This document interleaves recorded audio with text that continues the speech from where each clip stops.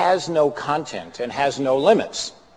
And subversion was the excuse of investigating and attempting to destroy Martin Luther King, for example. Well, in our final reports, we said what the FBI should be doing is looking at espionage and terrorism, and there we were a little ahead of the times, looking at espionage and terrorism instead of subversion. We've now had FISA in place, the law you referred to, for, what, 25 years? Yeah. I think almost many attorneys general, many FBI directors, many CIA directors said that these laws work very well. They were able to do what they wanted to do. The idea behind getting a warrant was not to hold back law enforcement officers from doing what had to be done, but making certain there was a judge there just to be sure that they didn't go beyond what was legal and right and appropriate,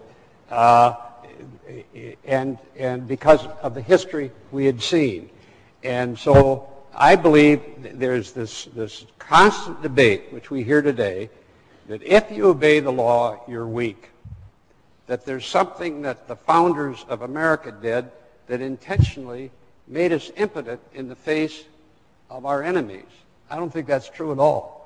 The Constitution, the laws, the power of the Congress, the President, under the law, gives us the full panoply of power that is needed, both in secret and in public.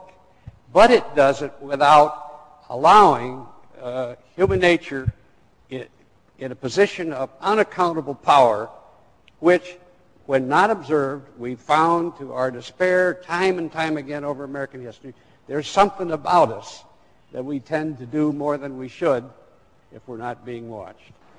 The key to the Church Committee was developing the facts, because if you don't have the facts, you don't know you can't know the truth. And statements, general statements that are made by administration officials then or today, often are devoid of real facts. And taking the NSA, it was a perfect example of a phenomenon that we saw all the time, which is if you have a program, a intelligence agency's program, that may start out with a narrow and rather valid purpose. And the NSA started getting every single cable that was sent overseas for a quite valid purpose, which was to be able to obtain and then decode encrypted messages that were being sent by foreign embassies. And nobody's going to think that's a bad thing to do. But what happened with the NSA happened with all the other agencies, that because they were immune from any oversight, because they believed what they were doing would always be secret, what started small expanded from the acceptable to the unacceptable.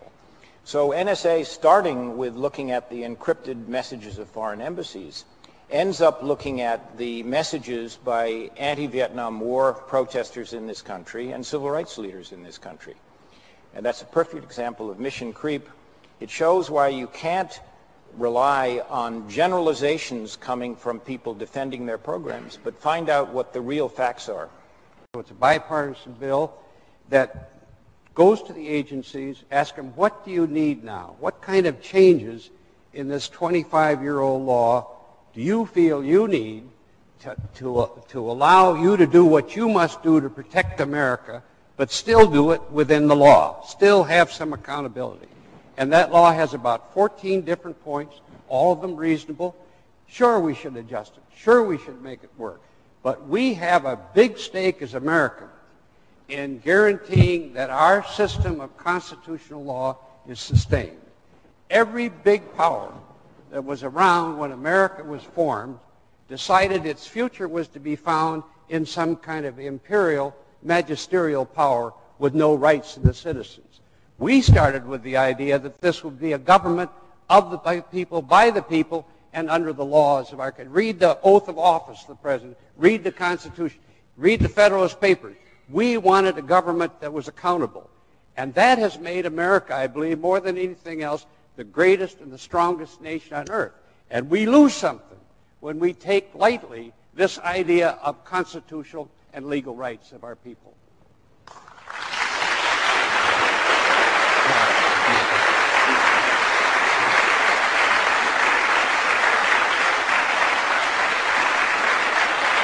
I think we believe, and people that look at it believe, that the weapons are there, the procedures are there to deal with virtually any kind of situation we're confronted with without violating the basic First Amendment rights of the people of the country. It's an issue of checks and balances as well as an issue of the First Amendment rights. I mean, they're both equally important. But what's being debated right now is a really radical position that the current administration is taking. Their position is that the United States President has the right to break the law if he thinks it is important to do that.